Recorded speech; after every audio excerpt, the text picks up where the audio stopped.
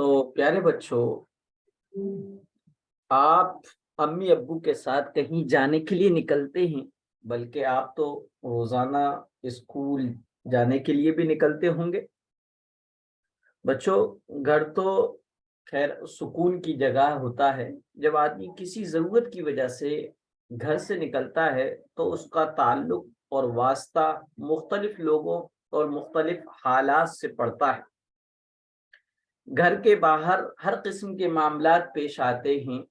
ایسی حالت میں اللہ تعالیٰ سے ہر معاملے میں خیر و عافیت کو طلب کرنا اور ہر کام کے انجام، رزلٹ اور نتیجے میں بھلائی چاہنا ضروری ہے۔ ایسے موقع پر ہمارے پیارے نبی صلی اللہ علیہ وسلم نے ہمیں جو طریقہ، اعمال اور دعائیں بتائی ہیں، وہی ان ساری چیزوں کے حاصل ہونے کا اصل ذریعہ ہے۔ بچوں، آئیے ہم آپ کو اس اہم موقع کے بارے میں آپ صلی اللہ علیہ وسلم کے بتائے ہوئے طریقے بتاتے ہیں، تاکہ آپ اس موقع کی سنتوں اور آداب پر عمل کر کے دنیا میں خیر و عافیت طلب کر سکیں اور آخرت میں نیکیوں کا ذخیرہ اور ایک اسٹاک بنا سکے۔ غور سے سنیے اور خوب عمل کیجیے۔ اللہ تعالیٰ آپ کو اور مجھے اور ہم سب کو عمل کی توفیق عطا فرمائے۔ گھر سے نکلنے کے بھی چند آداب ہیں۔ سب سے پہلا ادب یہ کہ گھر سے نکلتے وقت سلام کرنا۔ بچوں، جب آپ گھر سے نکلیں تو گھر والوں کو سلام کر کے نکلیں۔ اس سلام کا ایک فائدہ یہ ہے کہ آپ انشاءاللہ خیر و عافیت سے لوٹیں گے اور دوبارہ گھر والوں کو سلام کرنے کا موقع ملے گا۔ دوسرا ادب یہ ہے کہ گھر سے نکلتے وقت دعا پڑھنا۔ جب گھر سے باہر نکلنے لگے تو یہ دعا پڑھیں۔ کون سی؟ بسم اللہ توکلت علی اللہ ولا حول ولا قوت الا باللہ۔ بہت چھوٹی سی دعا ہے، اور چھوٹی اس لیے ہے اور آسان اس لیے ہے کیونکہ اس میں تیسرے کلمہ جو کہ آپ سبھی بچوں کو یاد ہوگا، اس کا آخری حصہ بھی ہے۔ تو بسم اللہ توکلت علی اللہ ولا حول ولا قوت الا باللہ، یہ گھر سے نکلتے وقت کی دعا ہے۔ پیارے بچوں، اس دعا کا مطلب یہ ہے کہ میں نے اپنے سارے کام اللہ کے حوالے اور سپرد کر دیے اور اللہ تعالیٰ پر پورا بھروسہ کر لیا، پورا اعتماد اور یقین کر لیا، اور میں ہر کام کی بھلائی اور برائی کو اللہ کی طرف سے سمجھتا ہوں۔ ہمارے پیارے نبی صلی اللہ علیہ وسلم نے ارشاد فرمایا، جو کوئی بھی گھر سے نکلتے وقت یہ دعا پڑھتا ہے تو فرشتے اس کو کہتے ہیں تمہاری ہر شر سے حفاظت کی گئی۔ تمہارا شر کہتے ہیں برائی کو، تمہاری ہر شر سے حفاظت کی گئی، تمہارے کام بنا دیے گئے اور تمہاری کفایت کی گئی اور شیطان کو تم سے دور کیا گیا۔ پیارے بچوں، آپ نے دیکھا یہ کتنی اچھی دعا ہے۔ جب اللہ کی طرف سے یہ اعلان فرشتے کے ذریعے سے ہو گیا تو ہمیں اس دعا کی برکت سے کیسی اچھی چیز مل گئی۔ اس لیے بچوں، ہمیشہ گھر سے نکلتے وقت اس دعا کو پڑھنے کی عادت بنا لیں۔ اسی طرح ایک اہم بات جس کو آپ خصوصی طور سے اپنے ذہن میں بٹھا لیں، وہ یہ کہ یہ صرف دعا گھر سے نکلنے کے وقت پڑھنے کی نہیں ہے، بلکہ آپ جہاں بھی ہیں اور وہاں سے کہیں جانے کے لیے نکلے ہیں تو یہ دعا پڑھیں۔ جیسے اسکول سے جب گھر آنے کے لیے نکلیں، کسی جگہ جہاں گئے ہو وہاں سے جب واپس ہونے کے لیے نکلیں، غرض یہ کہ جہاں سے بھی کہیں جانے کے لیے نکلیں تو یہ دعا پڑھنا چاہیے۔ پیارے بچوں، اب گھر سے نکلنے کے بعد آپ یا تو پیدل چل کر جہاں جانا ہے وہاں پہنچیں گے، یا آپ اس کے لیے سواری کا استعمال کریں گے۔ ان دونوں صورتوں میں ہمارے پیارے نبی صلی اللہ علیہ وسلم نے ہمیں کیا آداب تعلیم فرمائے، کیا آداب سکھائیں اور کن دعاؤں کو پڑھنے کے لیے فرمایا ہے، اب ہم آپ کو ان دونوں صورتوں کی الگ الگ سنتیں اور آداب بتاتے ہیں. غور سے سنیے تاکہ اللہ تعالیٰ عمل کی توفیق عطا فرمائے. بچوں اب آپ نے جو کچھ سنا اس کے بارے میں کچھ ہمیں بھی بتاتے چلیں. ہم ابھی جو ہے تھوڑا سا پڑھایا ہے اسی سے متعلق تاکہ ریپیٹ ہو سکے، آپ کے ذہن میں بات اچھی طریقے سے بیٹھ سکے. تو بتائیے گھر سے نکلتے وقت کون سا عمل کرنا چاہیے اور اس کا کیا فائدہ ہے؟ دعا پڑھنی چاہیے. ماشاء دعا اللہ. پڑھنی چاہیے. دوسری دعا پڑھنی چاہیے. دعا پڑھنی. سلام کرنا چاہیے. ہاں سلام کرنا چاہیے. اور دعا سلام کرنے سے کیا فائدہ ملے گا؟ ہم ہے نا حفاظت سے گھر آ سکیں گے اور ہم اور بھی سلام ایسے کر سکیں گے. ماشاء اللہ. گھر سے نکلتے وقت کی دعا سمجھ میں آ گئی آپ کو؟ جی ماشاء اللہ. میں نے ایک بات اور خاص طور پہ بتائی کہ یہ صرف گھر سے نکلتے وقت نہیں، جہاں بھی آپ ہیں اور وہاں سے کہیں اور جانے کا ارادہ رکھتے ہیں تب بھی یہ دعا پڑھنی ہے. اچھا، گھر سے نکلتے وقت جو کوئی دعا پڑھ لیتا ہے تو فرشتہ کیا کہتا ہے؟ کتنی چیزیں جواب میں کہتا ہے؟ سب سے پہلی چیز تو جی بتائیے. سب سے پہلی چیز جو فرشتہ کہتا ہے وہ یہ کہتا ہے جو شخص بھی گھر سے نکلتے وقت یہ دعا پڑھتا ہے تو فرشتہ اس سے کہتا ہے تمہاری ہر شر اور برائی سے حفاظت کی گئی. ایک دوسرا، تمہارے کام بنا دیے گئے. تم جس مقصد کے لیے نکلے ہو اس مقصد میں کامیابی تمہارے لیے لکھ دی گئی، سکسیس تمہارے لیے لکھ دیا گیا.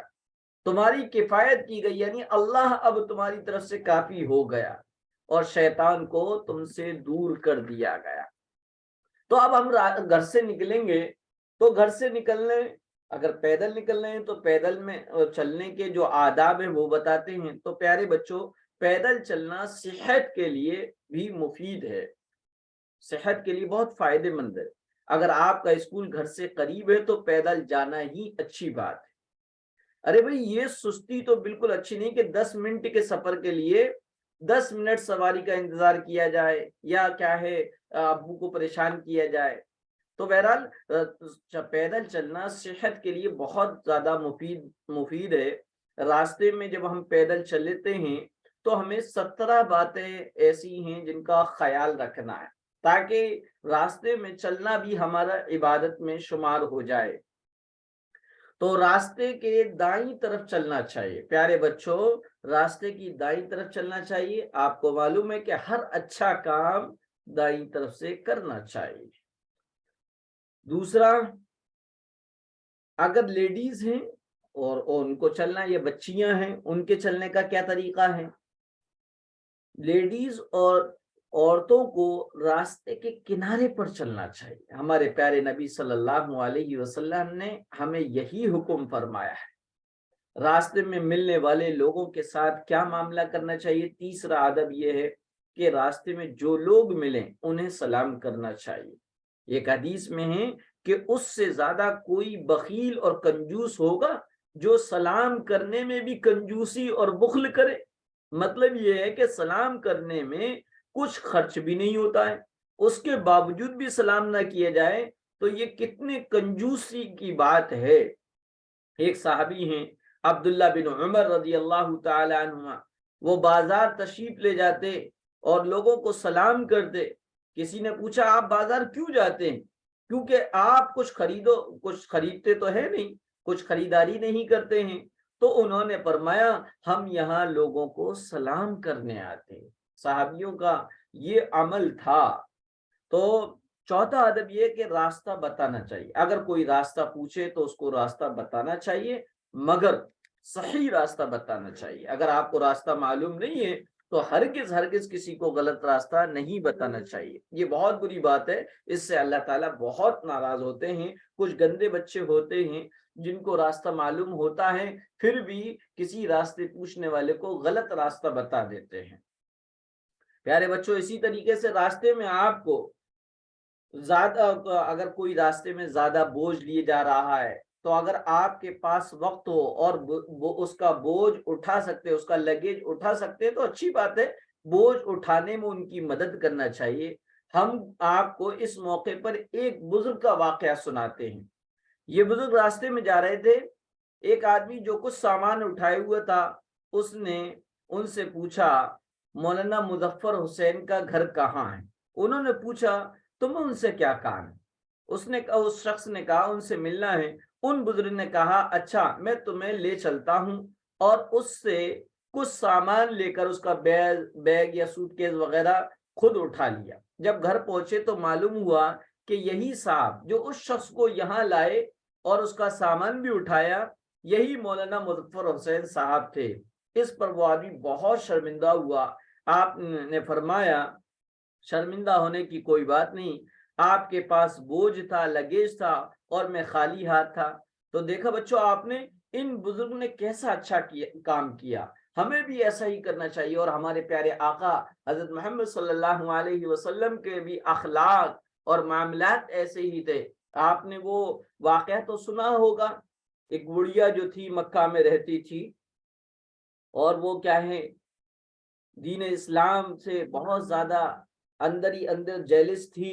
پیارے آقا حضرت محمد صلی اللہ علیہ وسلم کے بارے میں اس نے سنا تھا کہ آپ جو ہیں لوگوں کو ان کے باپ داداؤں کے طریقے سے ہٹ کر ایک نیا طریقہ دیتے ہیں۔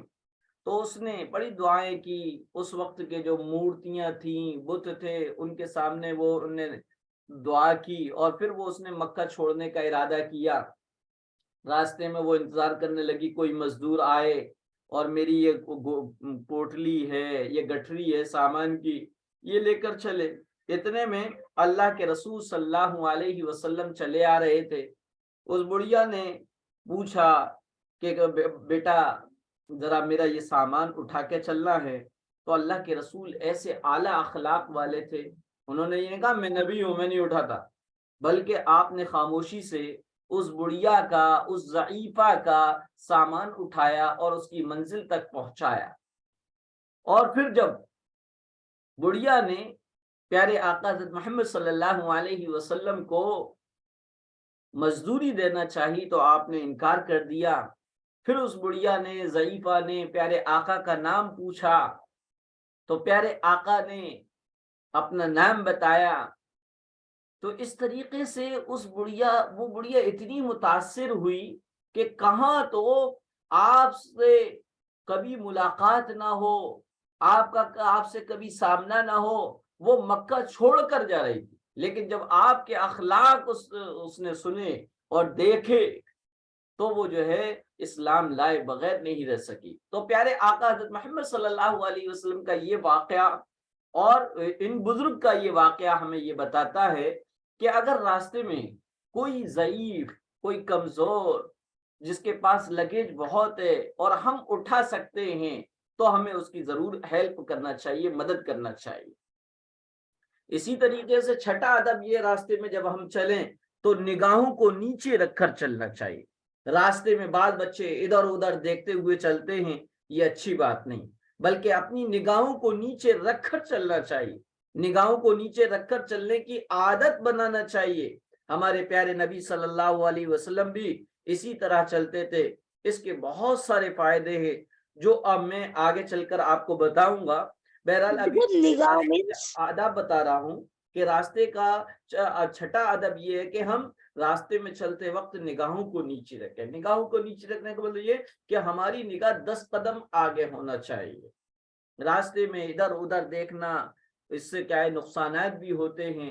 کہیں آپ دیکھ رہے ادھر آگے ٹھوکر لگ گئی، آپ کے چوٹ لگ سکتی ہے، تو راستے میں نگاہوں کو نیچے رکھ کر چلنا چاہیے۔ 7واں ادب یہ ہے جی نگاہ مینس اچھا نظر اچھا ماشاء اللہ، بہت اچھی بات ہے۔ شعیب کس نے پوچھا سوال؟ میں نہیں مفتی صاحب۔ ہاں بہت اچھا، آپ پوچھ لیا کریں، بہت بہتر۔ نگاہ کہتے ہیں نظر کو، آنکھوں کو، نگاہوں کو نیچے رکھ کر چلنا چاہیے۔ اور 7واں ادب یہ کہ راستے سے تکلیف دہ چیز ہٹا دینا چاہیے۔ تو راستے میں اگر کوئی تکلیف دینے والی چیز جیسے بڑا پتھر ہے، کیلے کا چھلکا ہے، کوئی کانچ ہے یا کانٹا ہے، کوئی رسی وغیرہ ہے، تو اس کو ہٹا دینا چاہیے۔ یہ بھی ایمان کا حصہ ہے۔ راستے سے تکلیف دہ چیز ہٹانے کی فضیلت کیا ہے پیارے بچوں؟ ہم آپ کو راستے سے تکلیف دینے والی چیز ہٹانے کی کچھ فضیلت سناتے ہیں۔ ہمارے پیارے نبی صلی اللہ علیہ وسلم نے راستے سے تکلیف دینے والی چیز ہٹانے کا حکم فرمایا۔ اسی طرح فرمایا کہ جو مسلمان کے راستے سے تکلیف دینے والی چیز ہٹاتا ہے اس کے لیے ایک نیکی لکھ دی جاتی ہے، اور جس کے لیے ایک نیکی لکھی جاتی ہے وہ اس کی وجہ سے جنت میں داخل ہو جاتا ہے۔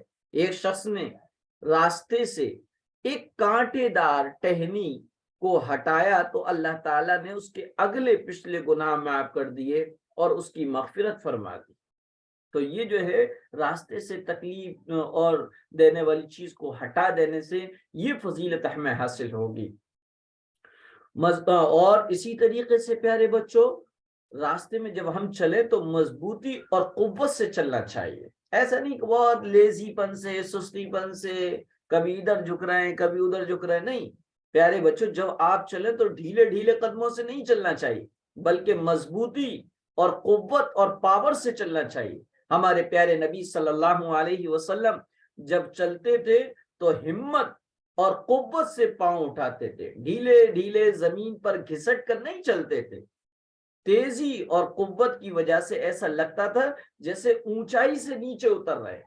آپ ایسا لگتا ہے پیارے آقا جب چلا کرتے تھے تو ایسا لگتا تھا کہ آپ کیا ہے اونچائی سے نیچے اتر رہے، یعنی جس طرح آدمی اونچائی سے نیچے اترتا ہے تو ہر قدم مضبوطی اور قوت سے رکھتا ہے تاکہ کہیں پھسل نہ جائے۔ ہمیں بھی ایسے ہی چلنا چاہیے، چلتے وقت آگے دیکھنا چاہیے۔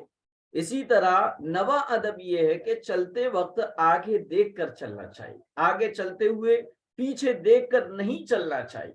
بعض بچے آگے چلتے ہوئے پیچھے دیکھتے ہیں، ایسا نہیں کرنا چاہیے۔ ہمارے پیارے نبی صلی اللہ علیہ وسلم جب چلتے تھے تو پیچھے توجہ نہیں فرماتے تھے، یعنی پیچھے دیکھتے ہوئے نہیں چلتے تھے۔ کبھی کبھی اس سے حادثہ ہو جاتا ہے، آدمی کسی سے ٹکرا جاتا ہے، کبھی کسی گڑھے میں گر جاتا ہے، کبھی کسی آدمی سے ہی ٹکرا جاتا ہے، کبھی کسی گاڑی سے ہی ٹکرا جاتا ہے۔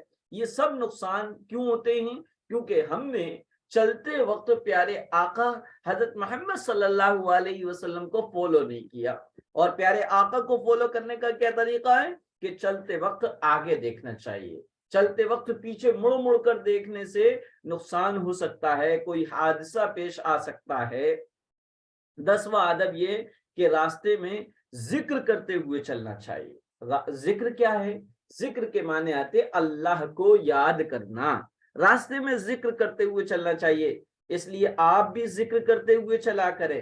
ہمارے پیارے نبی صلی اللہ علیہ وسلم نے فرمایا جو کسی جگہ چلا ہو اور اللہ کا ذکر نہ کیا ہو تو اس کے لیے ذکر نہ کرنے کی وجہ سے اس چلنے پر قیامت کے دن ندامت اور حسرت ہوگی کہ کاش اللہ کا ذکر کرتے ہوئے چلتے تو آج اس چلنے پر اتنا ثواب ملتا، مگر ذکر نہ کرنے کی وجہ سے یہ چلنا ضائع ہو گیا۔ یعنی اللہ تبارک و تعالی جب یہ دنیا فنا ہو جائے گی اور سب لوگوں کو ان کے اعمال کے اعتبار سے جنت یا دوزخ دی جائے گی سزا کے طور پر، جن کے نامہ اعمال میں کوئی نیکیاں نہیں ہوں گی، گناہ ہی گناہ ہوں گے، ان کو اللہ تعالیٰ دوزخ میں ڈالے گا، اور جن کے نامہ اعمال میں یعنی جنہوں نے اپنی لائف میں نیکیاں کی ہوں گی تو وہ جو ہیں اپنے ان کو جنت انعام کے طور پر دی جائے۔ تو اللہ کے رسول صلی اللہ علیہ وسلم نے فرمایا مرنے کے بعد جو جنتی ہوگا اس کو بھی حسرت ہوگی اور جو دوزخی ہوگا اس کو بھی حسرت ہوگی۔ جنتی کو حسرت اس بات پر ہوگی کہ کاش میں نے اور زیادہ نیکیاں کیوں نہیں کی، افسوس ہوگا، حسرت ہوگی۔ اور جو دوزخی ہوگا اس کو اس بات پر حسرت اور افسوس ہوگا کہ کاش میں نے گناہ نہ کرتا اور میں نے نیکی کی ہوتی۔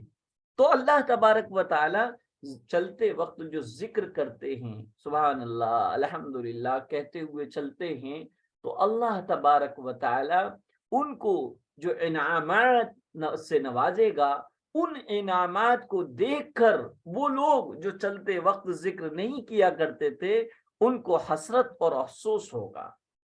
اسی طریقے سے راستے میں اونچی آواز سے باتیں نہیں کرنا چاہیے۔ بعض بچوں کی جی عادت صاحب، جی حسرت مطلب، حسرت کا مطلب؟ حسرت میں نے کہا افسوس، افسوس، ندامت، پچھتاوا، کسی تو چیز کا پچھتاوے کو حسرت کہتے ہیں، افسوس کہتے ہیں، لاس۔ راستے میں اونچی آواز سے باتیں نہیں کرنا چاہیے۔ بعض بچوں کی عادت ہوتی ہے کہ راستے میں اونچی آواز سے باتیں کرتے ہوئے چلتے ہیں، یا زور سے چیخ کر آواز نکالتے ہیں، یا سیٹی بجاتے ہیں۔ پیارے بچوں، یہ سب بری باتیں ہیں۔ اچھے بچے بالکل ایسا نہیں کرتے۔ ہمارے پیارے نبی صلی اللہ علیہ وسلم بازاروں میں چلا کر نہیں بولتے تھے۔ چلا کر بولنا تو خود قرآن کریم میں بتایا، فرمایا جو لوگ چلا کر بولتے ہیں ان کی آواز تو ایسی ہے جیسے گدھے کی آواز، جیسے گدھا چلاتا ہے اور گدھے کا چلانا کسی کو اچھا نہیں لگتا ہے، اسی طریقے سے اگر کوئی بچہ یا انسان چلائے تو یہ ہر ایک کو برا لگتا ہے۔ اور ہمارے پیارے آقا حضرت محمد صلی اللہ علیہ وسلم نے بھی چلا کر بولنے کو منع کیا ہے۔ اسی طریقے سے بہت ہی وقار کے ساتھ، سنجیدگی کے ساتھ چلنا چاہیے۔ سنجیدگی کا کیا مطلب؟ یہ کہ بھائی بالکل انسان ایسے چلے کہ جس سے لگے کہ ہاں یہ بچہ پڑھا لکھا ہے۔ بعض بچے ایک دوسرے کے گلے میں ہاتھ ڈال کر چلتے، یہ ہاتھ ڈال کر چلنا یہ اچھے لوگوں کی بات نہیں۔ پیارے بچوں، یہ بھی بہت بری عادت ہے، ایک دوسرے پر اپنا بوجھ جو ہے دوسرے پر ڈال کر چلنا اور ہاتھ اس کے گلے میں ڈال لینا۔ اچھے بچے ایسا نہیں کرتے، یہ وقار کے خلاف۔ وقار یعنی اپنی کیا ہے جو عزت ہے اس کے خلاف ہے، ایک گلے میں ہاتھ ڈال کر چلنا، اس لیے اس سے بچنا چاہیے۔ اسی طرح بہت تیز تیز نہیں چلنا چاہیے، بہت تیز تیز جس سے آدمی کی حیت اور چال ڈھال بدل جائے اور برا لگے، ہانپنا لگے، لمبی لمبی سانسیں لینے لگیں، اتنی تیز نہیں چلنا چاہیے۔ ہمارے پیارے نبی صلی اللہ علیہ وسلم نے فرمایا بہت تیز چلنے سے آدمی کا وقار یعنی عزت ختم ہو جاتی ہے، اس لیے آہستہ آہستہ کچھ تیز چلنا چاہیے۔ آہستہ آہستہ کا مطلب یہ نہیں بالکل رینگنا چاہیے، بلکہ آہستہ آہستہ کچھ تیز، تھوڑا تیز چلنا چاہیے، یعنی کہ نہ تو سانس پھولے نہ جو ہے آپ ہانپیں، بس اس انداز میں چلنا چاہیے۔ اسی طریقے سے پیارے بچوں بناوٹی چال سے نہیں چلنا چاہیے۔ بعض لوگ اپنی چال بنا کر چلتے ہیں، یہ اچھی بات نہیں ہے، بلکہ جس طرح چلتے ہیں اسی طرح چلنا چاہیے تاکہ لوگ ان کو صحیح بچہ سمجھیں۔ بعض لوگ جو ہے بیمار بن کے چلتے ہیں، مریضوں کی طرح ڈھیلے ڈھالے انداز میں چلنا تاکہ لوگ ان کو مریض سمجھیں، بیمار سمجھیں، یہ اچھی بات نہیں ہے۔ اللہ تعالیٰ نے آپ کو صحت دی ہے، آپ اسٹرانگ ہیں، آپ ہیلدی ہیں، تو آپ اپنی چال میں چلیے گا۔ یہ کیا ہے کہ آپ بالکل جھکے ہوئے چل رہے ہیں جیسے کہ آپ کے ٹانگوں میں درد ہے یا پیٹ میں درد ہے، حالانکہ حقیقت میں ایسا نہیں ہے۔ تو یہ بناوٹی چال ہو گئی نا، بناوٹی چال سے منع کیا گیا۔ حضرت عمر رضی اللہ تعالیٰ عنہ نے ایک نوجوان کو دیکھا۔ حضرت عمر پیارے آقا حضرت محمد صلی اللہ علیہ وسلم کے جلیل القدر صحابی، یعنی بڑے رتبے والے صحابی، یہ وہ صحابی ہیں جن کے بارے میں پیارے آقا نے فرمایا اگر میرے بعد کوئی نبی ہوتا تو عمر ہوتے، لیکن ہمارے پیارے نبی کے بعد قیامت تک کوئی نبی نہیں آئے گا، کیونکہ ہمارے نبی آخری نبی ہیں۔ تو حضرت عمر نے ایک نوجوان کو دیکھا جو مریضوں کی طرح، بیماروں کی طرح چل رہا تھا۔ اس سے پوچھا کیا تم بیمار ہو؟ اس نے کہا نو، نہیں۔ حضرت عمر نے اس کو ایک کوڑا مارا اور فرمایا قوت سے چلا کرو، جب تم بیمار نہیں ہو تو بیماروں کی طرح کیوں چل رہے ہو؟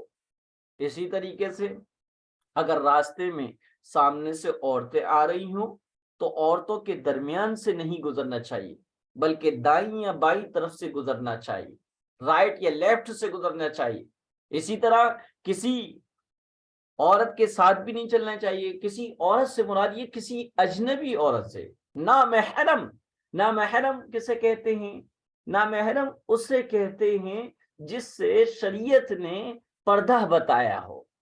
محرم کون ہے، نامحرم کون ہے؟ ابھی آپ اتنا سمجھ لیجئے کہ امی ہیں، بہن ہیں، دادی ہیں، نانی ہیں، پھوپھی ہیں، خالائیں ہیں، اور یہ سب جو ہے آپ کے محرم ہیں، ان کے ساتھ چل سکتے، لیکن کسی ان کے ادر کوئی اور ہو ان کے ساتھ نہیں چلنا چاہیے۔ بہرحال صلب ادب یہ تکبر اور عقل سے نہیں چلنا چاہیے، تکبر اور فخر سے اکڑتے ہوئے نہیں چلنا چاہیے، یہ اللہ تعالیٰ کو بہت ہی ناپسند ہے، بلکہ سکون اور وقار کے ساتھ چلنا چاہیے۔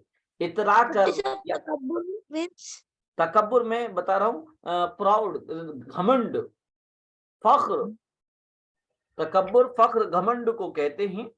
تو اترا کر یا اکڑ کر چلنے کا والے کا ایک قصہ سناتے ہیں، اس کا انجام کیا ہوا۔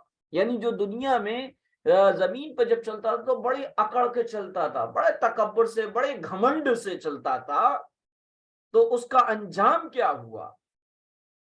بچوں، بنو اسرائیل میں ایک واقعہ میں ایک شخص ہے، اور اسی کا میں قصہ آپ کو سنانا چاہ رہا ہوں، غور سے سنا۔ بنو اسرائیل کیا ہے؟ یعنی ہمارے پیارے نبی صلی اللہ علیہ وسلم سے پہلے امتیوں میں ایک شخص گزرا ہے، اس کو بنی اسرائیل میں سے کہتے ہیں، وہ شخص ہے، اس کا قصہ میں سنا رہا ہوں۔ اس شخص کا نام قارون تھا۔ کیا نام تھا؟ قارون۔ یہ شخص جو ہے مطلب کہ بہترین کپڑے پہنتا تھا۔ روایتوں میں یہ آتا کہ دو دھاری کپڑے پہنے ہوئے، دو دھاری کا مطلب یہ اس وقت دو دھاری بہت ہی کوسٹلی کپڑا سمجھا جاتا تھا، لباس سمجھا جاتا تھا، تو دو دھاری کپڑے پہنے ہوئے اترا کر گھمنڈ کے ساتھ چل رہا تھا، اور وہ خود کو اچھا سمجھ رہا تھا، یعنی اچھی فیلنگ میں کہ لوگ مجھے دیکھیں گے۔ اس اترانے کی وجہ سے اس کا انجام یہ ہوا کہ زمین نے اس کو نگل لیا، اور قیامت تک زمین میں دھستا چلا جائے گا۔ یہ ہے اترا کر چلنا، گھمنڈ کے ساتھ، تکبر کے ساتھ چلنے کی نحوست۔ اور یہ دیکھیے، ہم جو ہے اپنے آپ میں اچھا سمجھتے ہوئے چلیں اور خوب جو ہے اس طرح چلے تو دیکھنے والا بھی سمجھ جاتا، وہ اس کو پسند نہیں کرتا۔ راستے میں تھوکنے کا طریقہ، اگر راستے میں تھوکنے کی ضرورت پیش آ جائے تو ہمیشہ بائیں طرف تھوکنا چاہیے، لیفٹ سائڈ میں تھوکنا چاہیے۔ اگر بائیں طرف جگہ نہ ملے تو پھر ایسی صورتوں میں قدموں میں تھوکنا چاہیے۔ اسی طرح ناک صاف کرنے میں بھی کرنا چاہیے کہ ناک اگر صاف کر رہے ہیں تو بائیں طرف لیفٹ سائڈ میں کریں، اور لیفٹ سائڈ میں جگہ نہیں ہے تو آپ بالکل اپنے سامنے قدموں کی طرف جو ہے ناک صاف کریں۔ تھوکنے یا ناک صاف کرنے کے بعد جو تھوک اور ریٹ ہو، اس پر ہو سکے تو پاؤں سے تھوڑی سی مٹی ڈال دینا چاہیے تاکہ وہ کسی کو نظر نہ آئے، کیونکہ اس سے دوسروں کو تکلیف ہوتی ہے، کسی کو وامٹ آ سکتی ہے، کسی کا من اور جی خراب ہو سکتا ہے۔ یا ایسی جگہ تھوکنا اور ناک صاف کرنا چاہیے جہاں لوگوں کی نظر نہ پڑے۔ اگر بڑوں کے ساتھ ہوں تو کیسے چلنا چاہیے؟ اگر بڑوں کے ساتھ ہیں تو آپ کو کہیں جانا ہے تو بتا کر جانا چاہیے۔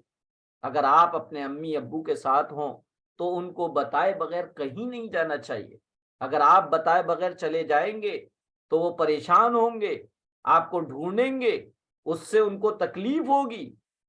یہ بہت ہی بری بات ہے، اس سے آپ کے پیرنٹس کی اس سے آپ کو پیرنٹس کی نافرمانی اور ان کی بات نہ ماننے اور تکلیف دینے کا گناہ ملے گا۔ اچھے بچے ایسا نہیں کرتے، آپ بھی اچھے بچے ہیں، آپ بھی ایسا نہیں کریں گے۔ پیارے بچوں، ایک اور بات یہ بھی ہے کہ گھر سے کبھی بھی امی ابو سے پوچھے بغیر کہیں نہیں جانا چاہیے، تاکہ اگر ان کو کسی ضرورت کی وجہ سے آپ کو بلانا ہو تو وہ آپ کو بلا سکے۔ اس لیے بتائے بغیر جانا یا ایک جگہ بتا کر دوسری جگہ جانا یہ بہت ہی بری بات ہے۔ بعض بچے کہتے ہیں جا رہے ہوتے ہیں، گھر سے نکلا، امی نے پوچھا کہاں جانا ہے شعیب؟ کہیں نہیں۔ یہ جھوٹ ہو گیا، آپ جا بھی رہے اور کیا امی پوچھ رہی ہیں کیا کر رہے ہیں شعیب؟ کہ کچھ نہیں، اور آپ کچھ کر بھی رہے۔ یہ جھوٹ بھی ہو گیا، دھوکہ بھی ہو گیا کہ آپ کی مما پوچھ رہی ہیں کہ کیا کر رہے ہیں، تو اسحاق نے کہا کچھ نہیں مما، یہ جھوٹ نہیں ہے، جھوٹ ہے، یقیناً جھوٹ ہے، آپ بتا دیجیے کیا کر رہے ہیں۔ اسی طرح صوفیہ اگر کہیں جا رہی ہیں اور بالکل گھر سے باہر بھی نکل رہی ہیں، ممی نے پوچھا کہاں جا رہی ہے صوفیہ، تو صوفیہ نے کہا کہیں نہیں، یہ جھوٹ ہو گیا اور اس کا نقصان ہوتا ہے، اس لیے بغیر بتائے کہیں نہیں جانا چاہیے، یا ایک جگہ بتا کر دوسری جگہ نہیں جانا چاہیے، یہ بہت ہی بری بات ہے۔ اس میں تو کئی گناہ اکٹھے ہو جاتے، امی ابو کو تکلیف دینا، ان کی بات کا نہ ماننا یعنی نافرمانی کرنا، جھوٹ بولنا، یہ 3-4 گناہ ہو گئے۔ اس لیے ایسی بری بات سے تو ضرور بچنا چاہیے۔ دیکھیے گا بعض بچے اسکول سے اپنے فرینڈ کے گھر پہ چلے جاتے ہیں، آپ لیٹ ہو جاتے ہیں، مما پریشان ہوتی ہیں، آپ 2 منٹ بھی لیٹ ہو جاتے ہیں تو امی ابو کے دل میں طرح طرح کے وسوسے آتے ہیں، پتہ نہیں کہاں گئے ہوں گے، پتہ نہیں کہاں گئے ہوں گے۔ اس لیے ہمیشہ یاد رکھیے گا کہ اول تو امی ابو کو بتائے بغیر نہیں جانا، اور جہاں کی کہہ کر گئے وہیں پر جانا ہے۔ یہ تو جب ہو گئے کہ جب آپ گھر سے نکلے اور پیدل نکل رہے ہیں، اور اگر آپ کیا ہے سواری سے نکل رہے ہیں تو سواری کے آداب کیا ہیں، یہ تو آپ کو معلوم ہے کہ سواری اللہ تعالیٰ کی بہت بڑی نعمت ہے، موٹر سائیکل ہو، 2 ویلر ہو، 4 ویلر ہو، یہ اللہ کی بہت بڑی نعمت ہے۔ آپ نے دیکھا ہوگا کہ آپ سواری کے ذریعے کتنی جلدی اور آسانی سے ایک جگہ سے دوسری جگہ پہنچ جاتے ہیں۔ اگر اس فاصلے کے لیے آپ کو چل کر جانا پڑے تو آپ کو بہت تھکان ہو جاتی ہے، بہت پرابلم ہوتی ہے۔ تو پیارے بچوں، سواری کے جو بھی ہیں، جو گاڑیاں ہیں، 2 ویلر ہوں، 4 ویلر ہوں، ان کو قابو کرنا انسان کے بس کی بات نہیں ہے، یہ صرف اور صرف خالص اللہ تعالیٰ کا انعام اور احسان ہے، ورنہ اپنے سے کئی گنا زیادہ اسٹرانگ طاقتور گاڑی اور سخت اور مضبوط دھات والی چیز اور انجن کو اپنی چاہت کے مطابق ہم جو کر لیتے ہیں، یہ جو ہے ایک ٹیکنالوجی ہے، لیکن در حقیقت انسان کی طاقت اور قوت سے یہ چیزیں باہر تھی، لیکن اللہ تعالیٰ نے ہی ان کو قابو کرنے کا اور کیا ہے ہمیں ہمارا مطیع اور فرما بردار بنا دیا۔ مطیع اور فرما بردار کا مطلب یہ ہے کہ اللہ تعالیٰ نے فرمایا ان دنیا خلقت لکم وانکم خلقتم للآخرہ، کہ اے دنیا کو میں نے تمہارے لیے، یعنی انسان کی سروینٹ، انسان کے پوری کائنات کی جتنی چیزیں ہیں یہ سب اور سب انسان کی سروینٹ ہے، انسان کے لیے نوکر ہیں، اور انسان کو اللہ تعالیٰ نے آخرت کے لیے بنایا۔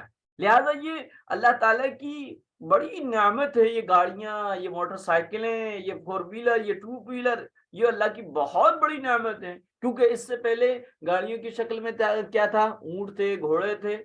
اونٹ اور گھوڑے کتنے طاقتور ہوتے ہیں، کتنے ڈیل ڈول والے ہوتے ہیں، یہ انسان کو پچھاڑ سکتے ہیں، لیکن اللہ نے ان کی طبیعت میں، ان کے فطرت میں، ان کی پیدائش میں یہ بات رکھی ہے کہ یہ انسانوں کے ماتحت ہو کر چلیں گے، انسانوں کی مان کر چلیں گے۔ تو یہ اللہ کی بڑی نعمت ہے۔ ہمیں رسول اللہ صلی اللہ علیہ وسلم نے پیارے اللہ کی نعمتوں کے شکر کا طریقہ بتایا ہے کہ ہم کیسے اللہ کا شکر بجا لائیں، اور تو اس لیے ہمیں ہمیشہ یاد رکھنا چاہیے کہ جب بھی ہم سواری پر سوار ہونے کا موقع ملے، چاہے 4 ویلر پہ چاہے 2 ویلر پر، تو ایسی صورت میں ہمیں کیا ہے سب سے پہلے جو کام کرنا ہے وہ جب ہم موٹر سائیکل پر یا 2 ویلر یا 4 ویلر پر سوار ہونے لگیں یا گاڑی کے بالکل پائیدان پر پاؤں رکھ کر ہم بالکل سوار ہونے رہ گئے، تو سب سے پہلے بسم اللہ پڑھتا ہے، بسم اللہ پڑھتے ہوئے سوار ہونا ہے، اور گاڑی پر بیٹھ کر دعا پڑھنا ہے۔ پھر جب آپ گاڑی پر بیٹھ جائیں تو یا جہاں آپ کو کھڑا ہونا وہاں پہنچ جائیں تو یہ دعا پڑھیں، الحمدللہ الذی، الحمدللہ یہ پڑھ لیں، پھر آگے پڑھیں سبحان الذی سخر لنا ھذا، وما كنا له مقرنين وإنا إلى ربنا